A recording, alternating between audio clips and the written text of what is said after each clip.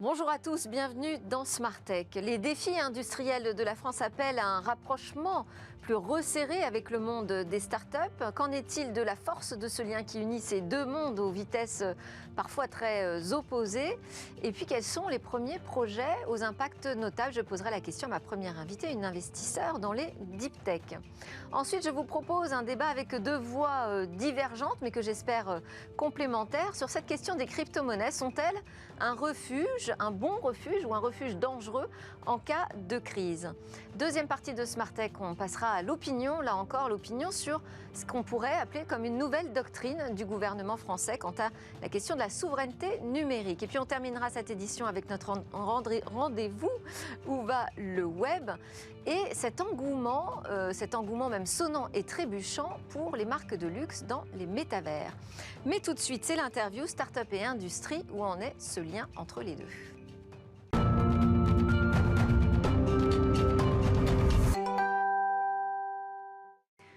Aujourd'hui, j'ai le plaisir de vous présenter Flavio Restelli, consultant Blockchain Partners de KPMG. Bonjour Flavio.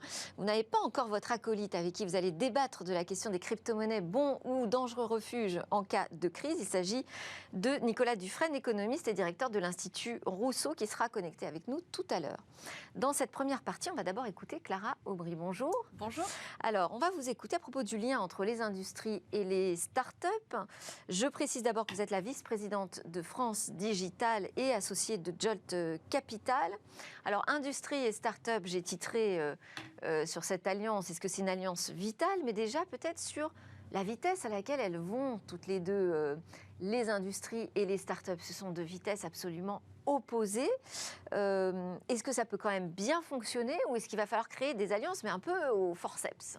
Alors, tout d'abord, peut-être un petit mot sur France Digital. France Digital, la première association européenne qui représente les entreprises innovantes et leurs investisseurs. Et, oui, alors France Digital, on connaît bien, parce qu'hier, on avait Marianne Tordieu qui était là pour ouvrir cette semaine spéciale France Digital, parce qu'on est partenaire. On va y revenir à ces 10 ans de France Digital, mais déjà, abordons cette question de l'industrie. Oui, tout à fait. Donc, on peut opposer ces deux mondes, alors que fondamentalement, l'innovation, elle peut être industrielle. À France Digital, nous avons des membres que vous connaissez tous qui facilitent la mobilité, le covoiturage, l'achat de téléphones recyclés. Mais nous avons également des drones qui surveillent des zones industrielles. Nous avons également du recyclage, de la cybersécurité, je vais y arriver, des sociétés qui vont parvenir à faire économiser l'énergie au niveau des bâtiments. Nous avons là, ce sont des start-up en fait industrielles, donc qui travaillent pour l'industrie. Exactement. En réalité, l'innovation n'a pas à être opposée à l'industrie. Au contraire, l'industrie est d'ailleurs la part de la société qui crée le plus de brevets. Et le brevet, si ce n'est pas la quintessence de l'innovation, j'ai envie de dire, qu'est-ce que c'est? Et donc, typiquement, l'industrie automobile va créer de l'innovation et amener des brevets. Et peut-être, je reviendrai sur la définition de l'industrie. Oui. La définition d'industrie, c'est donc la production d'un bien à partir de la transformation de matières premières ou de matières qui ont été plusieurs fois transformées et grâce à l'exploitation de sources d'énergie. Donc c'est bien là que l'on crée de la valeur ajoutée, que l'on a créé de la vraie innovation. Et donc je trouve que c'est intéressant de revenir quand même à la source de la sémantique. Bon alors, on n'oppose pas les deux mondes. On voit chez France Digital, vous voyez des start-up industrielles, mais est-ce qu'elles sont nombreuses? Quelle est la part aujourd'hui de ce qu'on pourrait appeler donc les deep tech dans l'écosystème start-up français? Alors c'est un peu difficile de donner un chiffre précis. Je dirais que dans les sociétés deep tech, 40% sont industrielles. Donc en réalité, on voit quand même qu'il y a le monde de l'industrie innove et on pourra y revenir là-dessus. Et après, oui, c'est un petit peu difficile de donner un chiffre. C'est pas l'image qu'on a de la French Tech quand Quand on découvre même les licornes, à chaque fois, on se dit, bon, on n'est toujours pas dans la deep tech. Alors, il faut casser ça commence, mais on n'est qu'au début, j'ai l'impression. Non, disons que si on regarde l'ensemble des licornes, en effet, on pense à l'une d'entre elles dans la robotique. On pourra revenir sur cet exemple. Mais il y a d'autres sociétés qui grossissent énormément, très rapidement, et qui vont peut-être pas être des licornes, qui vont peut-être être des rhinocéros, en tout cas qui seront bien résilients et qui vont créer des capacités de production, des usines. Donc c'est vrai qu'on va être l'innovation. Donc la deep tech, c'est vraiment une transformation profonde de l'existant. Et c'est vrai qu'à l'heure où on est aujourd'hui, on peut se dire que la transformation se fera par le numérique, mais également par la matière. Je vais peut-être enfoncer une porte ouverte, mais comment allons-nous faire pour changer la façon dont on se déplace, dont on se nourrit, dont on construit les bâtiments, sans toucher à la matière. Et c'est bien ça dont il s'agit, la deep tech. On va aller toucher la matière et le numérique, et les deux d'ailleurs se complètent. Ça matérialise le digital, finalement. Disons qu'on a la force de la donnée et des puissances de calcul qui vont être appliquées au monde physique. C'est un petit peu... Alors, votre société de capital investissement, Jolt, investit dans des startups qui détiennent des brevets. Exactement. On est positionné comment en France sur les brevets? Alors, on est très bien positionné. Donc, nous, Jolt Capital, nous investissons dans des sociétés deep tech partout en Europe, qui vont attaquer dans tous les secteurs de l'industrie, en passant par la cybersécurité ou la transition énergétique.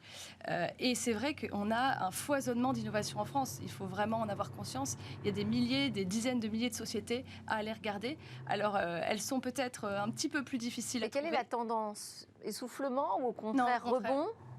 Au contraire, on a une hausse importante de ce segment de la deep tech, parce que justement les gens comprennent que il va falloir, pour justement traiter les sujets de conquête spatiale, de transition écologique ou liés à l'innovation dans la santé, il faut des sociétés... Et l'autonomie stratégique aussi. Tout à fait, tout à fait. Alors, est-ce que vous auriez, vous commencez à l'évoquer, les robots industriels, vous auriez des exemples d'investissements vraiment significatifs qui ont un impact sur la politique industrielle de la France? Oui, alors on peut revenir sur l'histoire de la robotisation de l'entrepôt. L'entrepôt qui, à la base, a été créé pour la grande distribution. Il s'agissait alors de remplir des camions, d'aller desservir un nombre fini de sites et de magasins, et avec quelques bouts d'acier qui étaient des racks, des convoyeurs pour amener des palettes d'un point A à un point B, et un logiciel assez basique de gestion du stock, de gestion de préparation des commandes. Aujourd'hui, avec l'arrivée du e-commerce, on a toute une autre forme de complexité à gérer pour des petites commandes avec une multitude de références, quelquefois des stocks plus limités. Et donc là, on va considérablement vraiment rentrer dans la deep tech, avoir non plus seulement des bouts d'acier et un petit morceau de software, mais également un robot, plusieurs robots qui évoluent en ruche, qui sont soit achetés, soit loués en fonction des pics d'activité. Et par-dessus ça, on va avoir une couche de données qui va nous permettre de gérer, justement de prévenir les activités, de gérer les risques, et toute une couche d'algorithmie qui va permettre à cet entrepôt de fonctionner. Donc là, on voit bien que la robotisation est en marche pour faire gagner bien sûr du temps et également apporter plus de bien-être dans les entrepôts. De maintenance prédictive aussi. Ouais, exactement.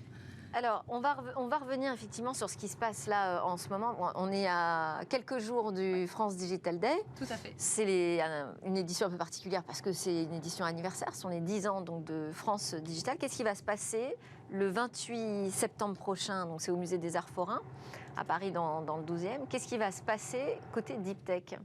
Alors, on a un certain nombre de sujets qui vont être évoqués pendant cette journée, et notamment, justement, un sujet sur la robotisation industrielle. Donc, le sujet est abordé.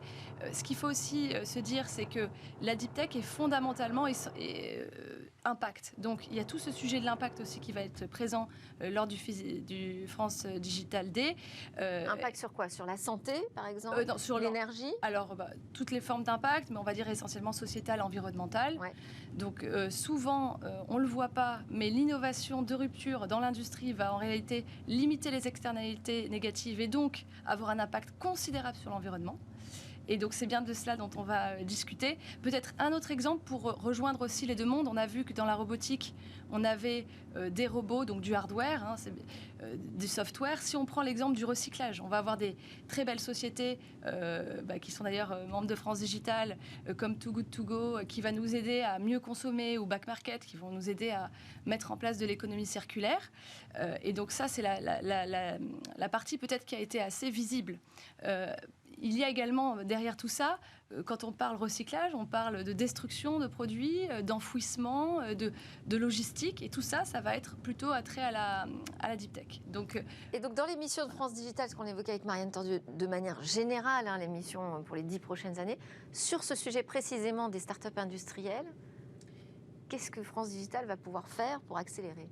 Alors, toujours pareil, pour créer des champions du numérique et des champions de l'innovation industrielle, il faut 3 choses: des talents, un fondateur, une équipe, du capital. Et donc, c'est là où France Digital intervient. Et les talents, on en manque ou on ne sait pas les attirer ? Alors, les talents, je pense qu'on n'en manque pas. On a quand même un sujet sur la deep tech de niveau des mathématiques qu'il va falloir maintenir, parce qu'on lit partout que, dans notre pays en tout cas, le niveau malheureusement baisse. Ça, je pense que c'est un enjeu. Néanmoins, l'Europe forme plus d'ingénieurs chaque année que les États-Unis. Donc, on a une ressource qui est là pour innover. Et il faut, ce qui est assez singulier autour de la deep tech, c'est qu'il faut adjoindre plusieurs compétences, hein, des entrepreneurs, des scientifiques, des ingénieurs, et mettre tout le monde autour de la table pour créer des beaux projets. Merci beaucoup Clara Audry de France Digital. C'est l'heure dans Smart Tech de notre talk où on va parler des crypto-monnaies, refuge ou non, pendant la crise.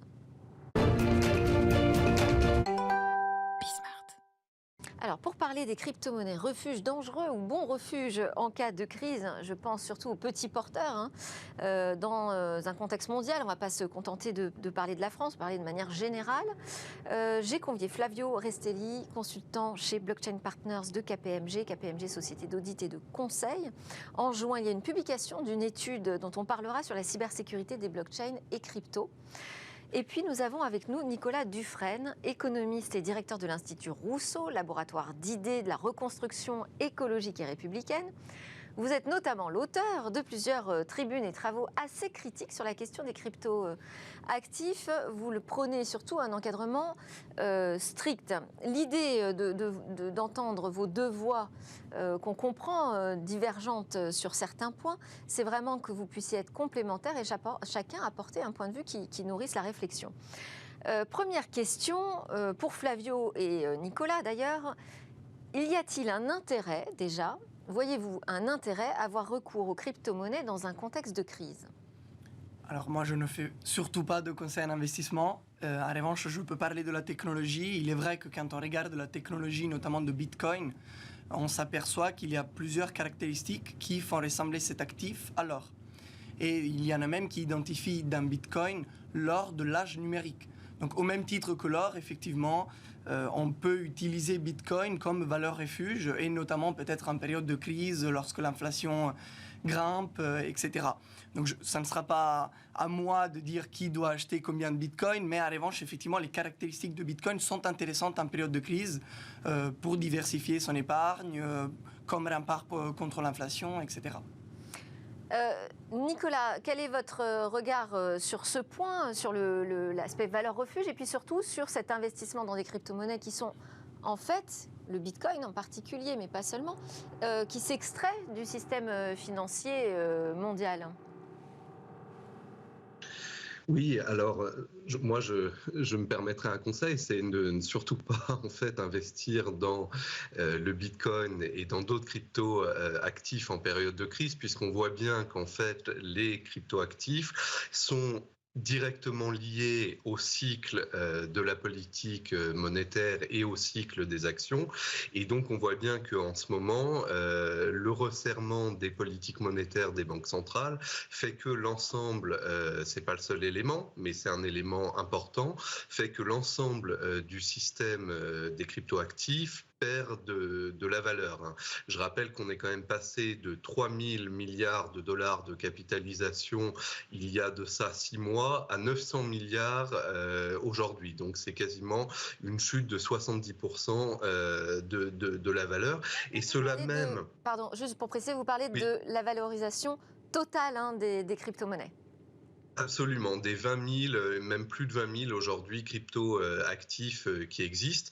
Et donc on voit bien que le discours qui a été beaucoup promu par les défenseurs des crypto-actifs, disant qu'ils pouvaient constituer un refuge contre l'inflation, comme pourrait l'être l'or justement, eh bien c'est un discours qui ne tient pas véritablement l'épreuve des faits. Les crypto-actifs sont plutôt un placement spéculatif et qui se comportent comme les segments les plus risqués des valeurs technologiques, et notamment comme le Nasdaq, avec une question d'utilité qu'on peut par ailleurs questionner et sur laquelle, en effet, j'ai un regard beaucoup plus critique, puisque l'utilité des cryptoactifs aujourd'hui pose un certain nombre de questions. Alors attendez, on va chose par chose.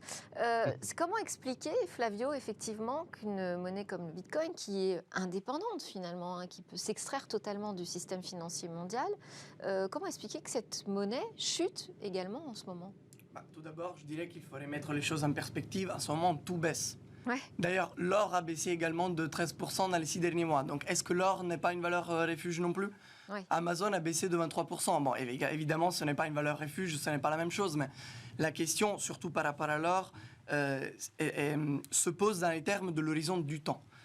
Bitcoin, notamment, est un actif très jeune, vu encore comme risqué, objectivement encore risqué, plutôt volatile.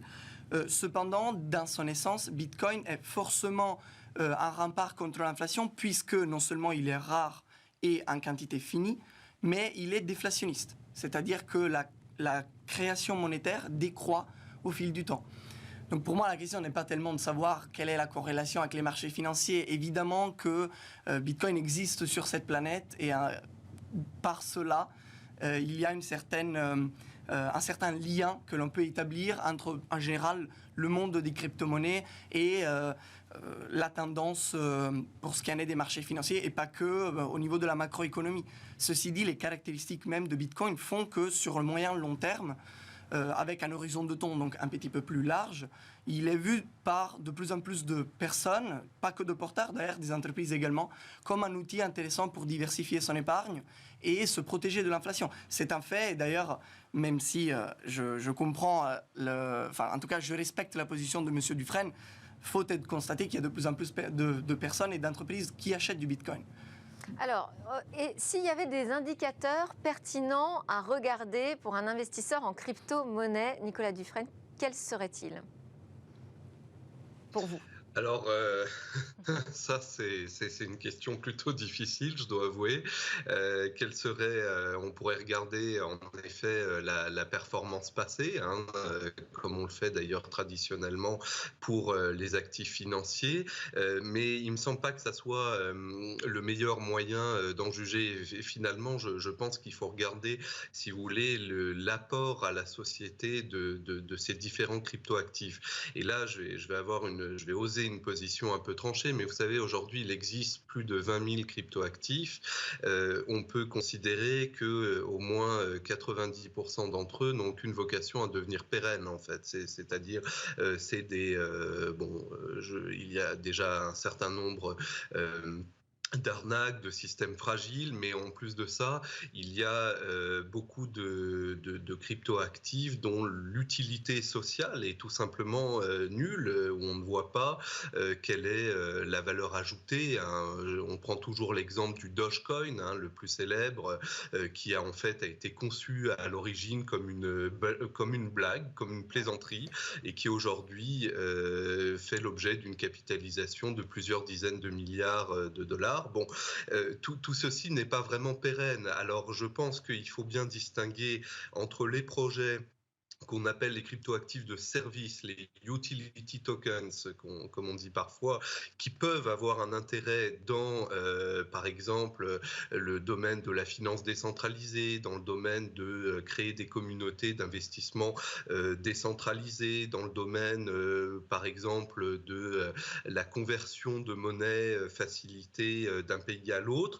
Là, il y a des projets intéressants qui ne sont d'ailleurs pas toujours les mieux financés, bien au contraire, et tout le reste de la masse des cryptoactifs qui a vocation à finalement à créer des mouvements spéculatifs à un moment donné, et qui ensuite disparaîtront aussi vite qu'ils sont venus. On a constaté ça sur beaucoup de cryptoactifs. Et il faut aussi prendre conscience d'un dernier élément qui est le contexte dans lequel s'insèrent les cryptoactifs. Et ce contexte-là fait que, par exemple, y compris le Bitcoin, me semble personnellement condamné à long terme, puisqu'il y a des problèmes de plusieurs ordres. Le premier problème est évidemment le problème écologique. On voit bien que même aujourd'hui aux États-Unis, il y a un rapport gouvernemental qui évoque l'hypothèse d'interdire le système de proof of work, de preuve de travail sur lequel repose le Bitcoin. C'est également le cas en Europe, même si on n'est pas encore allé jusqu'au bout de la logique. Donc il y a ce problème environnemental. Il y a le problème des paiements.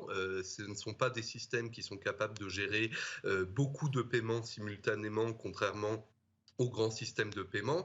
Et donc, il va falloir voir qu'à un moment, les cryptoactifs comme le Bitcoin, qui sont aujourd'hui sur le devant de la scène, ne sont pas nécessairement ceux qui auront vocation à rester dans le long terme et à fournir une plus-value pour la société. Donc, il y a la question des indicateurs qu'on peut regarder déjà. Je voulais vous entendre là-dessus, Flavio. Et puis sur les perspectives à long terme. Oui. Est-ce que ces monnaies vont être amenées à disparaître du fait des problématiques qui ont été soulevées par Nicolas Dufresne? Mais déjà sur qu'est-ce qu'on peut regarder comme indicatif si on est un petit porteur, si on est un investisseur qui a envie de s'intéresser aux crypto-monnaies? La bonne nouvelle, Nicolas Dufresne, c'est que nous ne sommes pas du tout d'accord par rapport à la question environnementale et d'autres que vous avez évoquées. En revanche, je suis complètement d'accord sur le fait que la très grande majorité des crypto-monnaies qui existent aujourd'hui ne servent pas à grand chose. On n'a pas un marché structuré pour l'instant. Surtout pas. Ouais. En fait, on en est au début de ce qu'on appelle l'Internet de la valeur ou Web 3, ouais. Tout comme il y a 20 ans ou un petit peu plus, on était au début du Web qu'aujourd'hui on connaît très bien. Et comme vous le savez mieux que moi, le début de cette époque a été caractérisé par la prolifération des scams, des projets foireux, des actifs qui ne servaient à rien, etc. C'est effectivement également le cas dans le Web 3 et dans le monde des crypto-monnaies. On est, disons, aujourd'hui en train de sortir d'une période de Far West. Et d'ailleurs, nous sommes les premiers... Finalement, la crise là qu'on connaît va faire un peu le ménage peut-être sur ce marché. Mais très bien. Oui. En revanche, je pense qu'il faut bien garder un cap précis en comprenant que l'écosystème se structure autour de deux piliers principaux. D'un côté, Bitcoin, qui lui a une offre de valeur, une proposition de valeur minimaliste, très simple, qui ne bouge jamais et qui vise à proposer une alternative à l'or pour l'âge numérique, et également un système de paiement alternatif qui permettent non seulement d'échanger de la valeur à l'international pratiquement gratuitement et très très rapidement, ce que les paiements internationaux traditionnels ne permettent pas du tout de faire, mais surtout Bitcoin propose une alternative aux paiements traditionnels pour ce qui en est de l'échappatoire au totalitarisme. La Human Rights Foundation l'appelle une échappatoire à la tyrannie même. Mais bon, ensuite, ça c'est Bitcoin, et Bitcoin, comme on l'a dit, est assez limité. Il porte des valeurs idéologiques, donc en plus. Un petit peu, mais effectivement, sa proposition de valeur, elle est limitée. On ne peut pas construire d'application sur Bitcoin. Et c'est là où Ethereum rentre en jeu. Lui l'Ether n'a pas tellement vocation à devenir un système de paiement ou une réserve de valeur, en tout cas à mon sens. En revanche, la blockchain Ethereum, l'écosystème Ethereum, permet de créer un tas d'applicatifs et donc de programmes, etc., qui un petit peu s'apparentent à ce que l'on connaît aujourd'hui dans le Web 2, mais sur base d'une infrastructure décentralisée, transparente et publique. Ce sont ces deux piliers autour desquels se structure l'écosystème, et effectivement, on voit également fleurir beaucoup de projets moins intéressants. Bon, sur la question de la protection quand même des petits porteurs, parce qu'il y a des risques quand on investit, mais d'ailleurs il y a des risques quand on investit globalement, hein, pas uniquement dans des crypto-monnaies. Nicolas Dufresne, vous appelez à davantage de régulation. Quelles seraient les règles qu'il faudrait mettre en place aujourd'hui, selon vous, pour davantage protéger les petits porteurs ? Oui, je vais répondre à cette question. Permettez-moi simplement de dire un mot sur le point, la réaction de mon contradicteur, sur la question du système de paiement. Aujourd'hui, même dans les pays comme le Salvador qui ont voulu instaurer le Bitcoin comme moyen de paiement, eh bien la population s'y refuse, y compris pour les transferts internationaux d'argent, parce que contrairement à la légende, en fait, c'est très compliqué, ça entraîne des coûts et en fait, la population salvadorienne préfère continuer largement à utiliser le dollar. Et c'est pas moi qui le dis, c'est la Chambre de commerce et d'industrie du Salvador qui dépend par ailleurs du gouvernement salvadorien. Alors, on constate, sur la question. puisque vous lancez là-dessus, on constate quand même dans le classement des pays qui adoptent en premier les crypto-monnaies, c'est plutôt les pays en voie de développement. Ce n'est pas pour rien. Effectivement, parce que la valeur ajoutée de Bitcoin, au-delà de l'utilité comme or numérique, en France, elle est où? À moins qu'on ne soit un corporate qu'on veuille envoyer 2 millions en Australie, là où du coup ça coûte littéralement, hier j'ai contrôlé, 18 centimes. Et ça prend environ 10 minutes, donc très intéressant. En réalité, on n'a pas besoin d'échappatoire à la tyrannie en France. Heureusement, en tout cas pour l'instant. Mais c'est vrai que dans pas mal de pays, cette valeur ajoutée de Bitcoin ressort comme très intéressante. D'ailleurs, ce n'est pas pour rien que les talibans viennent d'interdire Bitcoin en Afghanistan. Monsieur Dufresne, en fait, la technologie de Bitcoin permet de créer ce qu'on appelle des couches secondaires. On ne va pas rentrer dans le technique. Mais en réalité, la scalabilité n'est surtout pas un problème. La question du Salvador, elle est propre au Salvador. Elle ne représente pas les limites techniques de l'infrastructure. Alors moi, je n'ai pas qu'on s'enferme dans des désaccords. Je voudrais qu'on avance. La question de la régulation, Nicolas Dufresne, qu'est-ce qu'il faudrait mettre en place pour mieux être protégé aujourd'hui d'un système, effectivement, où il y a beaucoup d'arnaques, il y a des crypto-monnaies qui vont disparaître, ça c'est évident. Qu'est-ce qu'on peut faire aujourd'hui du côté du régulateur ? Alors, ce qu'on peut faire aujourd'hui au niveau de la régulation, c'est déjà reconnaître que les cryptoactifs sont des titres financiers et donc les réguler comme tels. Ce que refuse l'écosystème des cryptoactifs, justement, puisque considérer les cryptoactifs comme des titres financiers les soumettrait à la même régulation et à la même taxation que le reste des actifs. Donc, il y a un lobby des cryptoactifs qui entretient savamment la confusion entre monnaie alternative, puisque les cryptoactifs ne sont absolument pas, et titres financiers. Donc il faut sortir de cette confusion. Il y a de plus en plus de voix qui appellent à sortir de cette confusion aux États-Unis, en Europe, dans tous les pays développés et même dans les pays en développement. Et il faut considérer que les cryptoactifs sont des titres financiers, donc les soumettre à même régulation. On évitera déjà une part, pas forcément la totalité, des manipulations de marché qui sont très courantes, que ce soit sur le marché du Bitcoin ou sur le marché des principales crypto-monnaies qui existent aujourd'hui. Il faut ensuite considérer qu'il y a des protocoles de travail des cryptoactifs, comme la preuve de travail, qui, pour des raisons écologiques et sociales, doivent être tout simplement bannis. Il faut les interdire. Et donc, c'est pour ça que le Bitcoin n'a aucun avenir, puisque aujourd'hui, c'est plus d'électricité consommée que la Belgique et la Suisse réunies. Donc, c'est dans une période de sobriété numérique, c'est tout simplement impensable, c'est pas possible. Ensuite, il faut interdire, justement, vous disiez tout à l'heure qu'on pouvait considérer les cryptoactifs comme une alternative au système financier. La réalité, c'est que c'est pas du tout le cas. On voit bien que les acteurs financiers les plus spéculatifs se sont emparés des cryptoactifs à la demande même des promoteurs de ces cryptoactifs pour venir spéculer avec et trouver davantage d'argent. Donc les cryptoactifs ont été intégrés dans les marchés financiers, ils ne se sont pas bâtis contre les marchés financiers. Et ça nécessite vraiment, et là encore, c'est ce que dit la Banque des règlements internationaux, c'est ce que dit d'une certaine manière la Banque centrale européenne également, il faut faire très attention au risque de contagion de la sphère des cryptoactifs vers la sphère financière traditionnelle, parce que on sait que les crashs peuvent se propager très rapidement d'une sphère à une autre. Pour l'instant, la capitalisation sur les cryptoactifs n'est pas suffisante pour provoquer un crash mondial, mais attention à ce que les cryptoactifs ne deviennent pas une nouvelle forme de subprimes, hein, si vous voulez, parce qu'il y a beaucoup de caractéristiques communes des actifs. Bon, j'ai un ami économiste qui avait considéré que, si vous voulez, comme les subprimes, les cryptoactifs, c'est la spéculation pour les pauvres, hein, et donc où il n'y a pas de régulation de la part des personnes qui sont souvent peu éduquées et qui investissent dans ces domaines-là en espérant faire fortune rapidement. Et donc ceci, il faut vraiment le réguler. Nous, on avait une proposition très concrète, à savoir que chaque investissement d'un acteur financier traditionnel dans le domaine des cryptoactifs soit soumis à 100% de fonds propres. C'est-à-dire que l'investissement soit totalement couvert et qu'on ne se mette pas à avoir des stratégies spéculatives sur les cryptoactifs, ce qui serait désastreux. Donc différencier crypto-monnaie, crypto-actifs, changer le modèle de validation. On a déjà Ethereum qui l'a fait, hein, Oui. qui est passé à un nouveau modèle Bitcoin est censé ne pas le faire, parce que justement la proposition de valeur de Bitcoin, c'est de ne pas changer. Sinon, comment pourrait-on avoir confiance dans cette technologie comme or numérique, si elle change de système, comme si on changeait le moteur d'un avion pendant qu'on est en train de voler. Ça, Ethereum peut se permettre de le faire parce qu'Ethereum a une proposition de valeur différente. Je pense que vous ne voulez pas que... Oui, effectivement. On ne va pas rentrer dans le débat environnemental.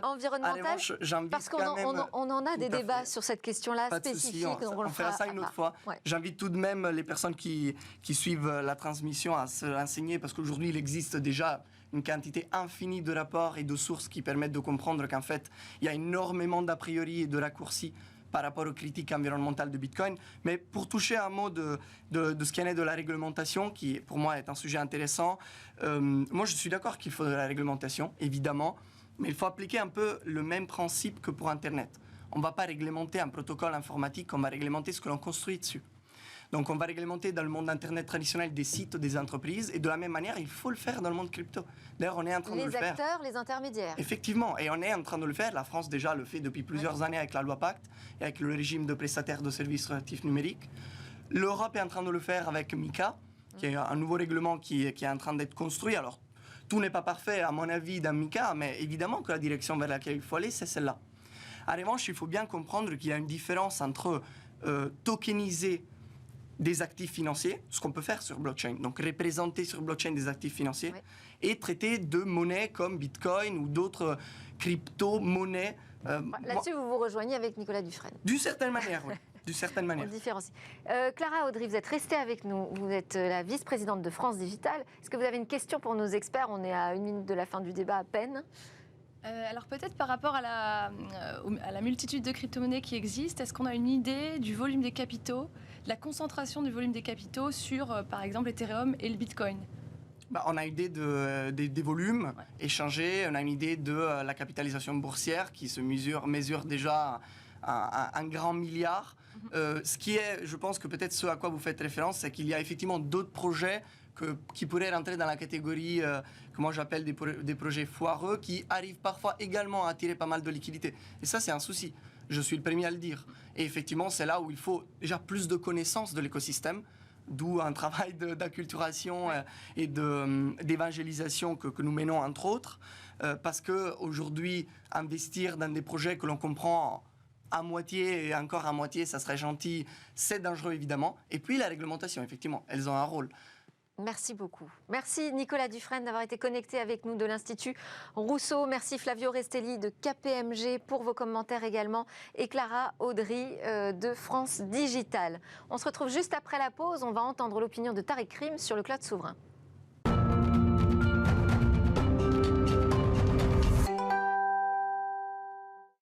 Vous êtes de retour sur le plateau de Smartech, sur Bismart, et ici on parle d'innovation et de société numérique. Et puis on donne son opinion sur cette société numérique, notamment avec Tariq Krim, entrepreneur et fondateur de codesouverain.fr. Bonjour Tariq, merci beaucoup d'être avec nous. Et restez avec moi en plateau également Flavio Restelli, consultant chez Blockchain Partners de KPMG. Je ne suis pas sûre qu'on ait le temps de réagir ensemble, mais je vous garde pour le sujet métavers après. Tariq, je voulais qu'on revienne ensemble sur ces annonces quant à la souveraineté numérique.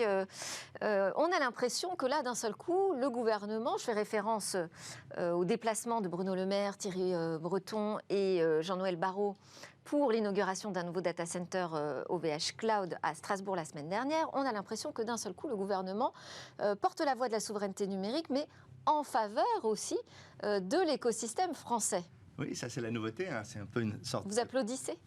Oui, ce qui est drôle, c'est qu'en écoutant comme vous le savez, j'ai écrit un petit livre l'année dernière, Lettre à ceux qui veulent faire tourner la France sur l'ordinateur de quelqu'un d'autre, et j'avais fait quelques propositions. Je les ai retrouvées dans le discours de Bruno Le Maire. Alors, c'est un coup de théâtre, hein. Ça montre déjà probablement que le précédent ministre avait vraiment du numérique, avait un tropisme très fort sur les GAFAM, ce qui a probablement empêché d'avoir ce type de réflexion. Mais aujourd'hui, c'est clair que c'est plutôt une bonne nouvelle, et ça montre aussi que l'on ne peut pas faire le numérique français sans les acteurs du numérique français. Et ce n'est pas juste des mots, puisque là, il y a vraiment un fonds de 2,5 millions d'euros qui sera dégagé pour les PME qui souhaitent obtenir le label Cloud de confiance. Alors oui, l'un des sujets, hein, c'est l'un des griefs de la souveraineté, c'est qu'on a mis en place un système de normes qui sont très complexes, qui marche toujours pour les grandes plateformes. On se rappelle avec la RGPD, le RGPD, le règlement européen des données, les GAFAM étaient prêts le jour J. Pour les petites entreprises, c'était beaucoup plus dur parce qu'il y a de la normalisation et les ingénieurs n'ont pas envie de passer beaucoup de temps à faire ça. Et donc ça pose un vrai sujet. C'est que certains acteurs pensaient que le fameux label Secnum Cloud était un outil pour exclure les plus petits et donc favoriser les gros. Désormais, le gouvernement essaye de corriger le tir en proposant une aide financière. Donc sur ce cloud de confiance, aujourd'hui, on est dans la bonne direction selon vous, Tariq ? Alors, ce qui est curieux, justement, c'est que Bruno Le Maire n'a pas parlé, ou très peu parlé du cloud de confiance. Il faut rappeler que le cloud de confiance, c'est cette idée, c'est un peu la franchise. Si aujourd'hui, la France aimait les tacos et que je voulais importer la franchise Taco Bell, oui, eh bien, j'achèterais la licence, les magasins, il y a rien, le catalogue de toutes les règles à avoir pour faire les tacos de Taco Bell. Pour ne citer que, on remplace Taco Bell par Google Cloud ou par Microsoft Azure, et c'est un peu ce qui se passe. Donc on a permis la mise en place de franchises avec d'un côté Google avec Thales et de l'autre côté Capgemini, Orange et Microsoft. Le problème, c'est que ce cloud de confiance qui devait donc nous apporter une forme d'immunité à ce qu'on appelle l'extraterritorialité du droit, donc c'est le fait que le droit américain s'applique dans le cloud, a été démonté récemment par un cabinet d'avocats hollandais qui a été missionné par le gouvernement hollandais, qui dit d'une certaine manière, si vous utilisez des plateformes, quelles qu'elles soient, vous êtes soumis au Cloud Act. Ce qui d'ailleurs pose une vraie question, c'est que à la fois le cloud de confiance, me dit-on, est un peu en retard, il y a un retard à l'allumage, parce que c'est quand même compliqué de mettre en œuvre comme on dit, from scratch, toute une solution aussi importante. Mais aussi, si les deux sont soumis au Cloud Act, peut-être qu'il vaut mieux choisir l'original plutôt que la copie. Et donc, ça se posera la question, effectivement, de savoir comment on organise tout ça. Ça a l'air un peu compliqué pour l'instant. Ça a l'air compliqué. Donc, il n'y a pas eu de remise en cause pour l'instant, par exemple, des alliances Sens ou Bleu qui intègrent donc, des acteurs américains puissants. Mais il y a l'engagement à réfléchir à des critères qui permettraient justement de se préserver de cette extraterritorialité des données. Peut-être que ça se joue justement sur la manière dont on qualifie ce qui est une donnée sensible. Visiblement, c'est là-dessus aussi que le gouvernement souhaite travailler. Alors, il y a plusieurs choses. Déjà, je pense qu'on est en train de reprendre entièrement la problématique de la souveraineté. Je pense que la guerre en Ukraine a réouvert la question, la crise énergétique, de l'approvisionnement en ressources. Comme je le dis souvent, le cloud américain, c'est un peu le gaz de Poutine de l'innovation française, c'est-à-dire qu'on fait tourner les serveurs, les données des acteurs sur des machines dont le prix peut et va exploser, puisque pénurie d'eau, pénurie d'énergie, pénurie de puces, en fait, tous les éléments, ça se pose d'ailleurs également pour le métaverse, pour la crypto. Tout le monde a besoin des mêmes ressources et ces ressources explosent en termes de prix, et donc il va y avoir une répercussion. C'est pour ça que vous parliez d'ailleurs ici même de passer de la Startup Nation à l'infrastructure nation. Oui, c'est-à-dire que ce qui est important, c'est de préparer aussi le coup d'après. C'est qu'aujourd'hui, on travaille exclusivement sur une stack de logiciels américaine et on a en Europe la totalité des technologies existent. Ce qu'on n'a pas fait, c'est mettre en place une politique cohérente pour organiser l'ensemble de ces briques et créer ce que j'appelle souvent la stack d'émancipation. Donc, s'émanciper par le logiciel, par le hardware, par le matériel, par le edge computing, toutes ces nouvelles technologies, d'une dépendance totale. Et je crois que le gouvernement a pris conscience de ça. Maintenant, la question, et je pense que visiblement, Jean-Noël Barrot, en plus, aurait rencontré l'ensemble des acteurs. C'est ce qui se dit, effectivement. Je pense qu'il y a vraiment un changement de ton, parce qu'il y a aussi une urgence. Il y a aussi une urgence écologique, parce qu'il va falloir construire des choses, des services qui consomment beaucoup moins. Et c'est vrai qu'en Europe, on est quand même leader des data centers écologiques par rapport aux États-Unis. Le edge computing va être beaucoup plus local, va permettre une meilleure utilisation des ressources. Reste encore la question du financement, parce que comme on le sait aujourd'hui, tout le modèle de la Startup Nation, c'était de financer facilement des startups. Aujourd'hui, il va falloir financer les consortiums de technologie et ne pas les laisser, ce qui est malheureusement aujourd'hui le cas. C'est la question d'ouvrir le carnet de commandes aussi. Le carnet de commandes. Et puis éviter, vous savez, ces fameux contrats européens, c'est ce qu'on appelle les AMI, donc ces dossiers d'investissement qui durent des années et qui font que c'est quasiment impossible de pouvoir répondre et avoir de l'argent rapidement. Merci beaucoup, Tariq Krim, pour votre regard sur ces questions de la souveraineté et comment le numérique est une question politique. Vous restez avec nous, on part pour Où va le web ?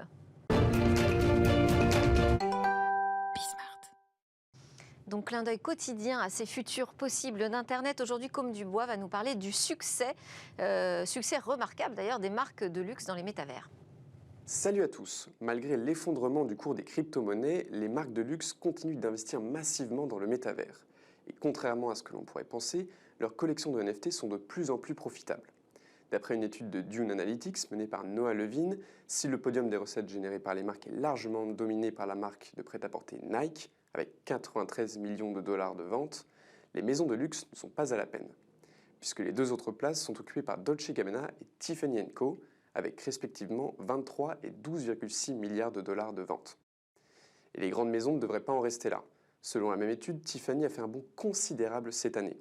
Début août, le joaillier a fait exploser les ventes de CryptoPunks, une série de NFT parmi les plus célèbres, en commercialisant les premiers NFT liés à un bijou, avec une série de 250 pendentifs à 50 000 dollars l'unité. Le prix n'a semble-t-il pas freiné les fans qui ont épuisé le stock en 20 minutes. D'autres marques de luxe, comme Gucci, qui est en 4e position de ce classement, ont décidé de miser sur la démocratisation des crypto-monnaies. Depuis la mi-août, la totalité des boutiques Gucci aux États-Unis acceptent une douzaine de cryptos comme moyen de paiement. Même initiative chez Balenciaga qui autorise aussi depuis cet été les paiements en crypto-monnaie. Mais le Web3 n'intéresse pas seulement la haute couture. L'horlogerie de luxe est aussi pleinement consciente du potentiel offert par le métavers. C'est le cas de la marque de montres suisse Tag Heuer qui a connu un succès considérable en commercialisant en juin son modèle Connected Calibre E4, dans lequel l'horloger a intégré une fonctionnalité d'affichage unique qui permet de présenter pour la première fois sur le cadran le NFT de son choix. Ce genre d'innovation devrait être de plus en plus courant dans les années à venir, puisque selon une étude de Morgan Stanley, le potentiel de ce marché serait pour le luxe évalué à 50 milliards d'euros d'ici 2030. Une tendance portée par les jeunes qui s'intéressent de plus en plus au Web3.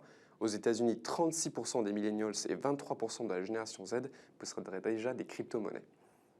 Une réaction, Flavio Restelli ? Oui, j'ai hâte de voir quand est-ce que ces marques se lanceront véritablement dans les applications de métaverse, à savoir celles qui combinent réalité virtuelle et infrastructure crypto et blockchain, là où pour l'instant on est surtout sur des NFT, parfois même du physique, mais c'est en cours. Pose la question de la définition du métavers. Merci beaucoup. Donc Flavio Restelli de KPMG, Tariq Krim de codesouverain.fr. C'était Smart Tech. Merci à tous de nous suivre tous les jours. On se retrouve demain pour une nouvelle discussion sur la tech.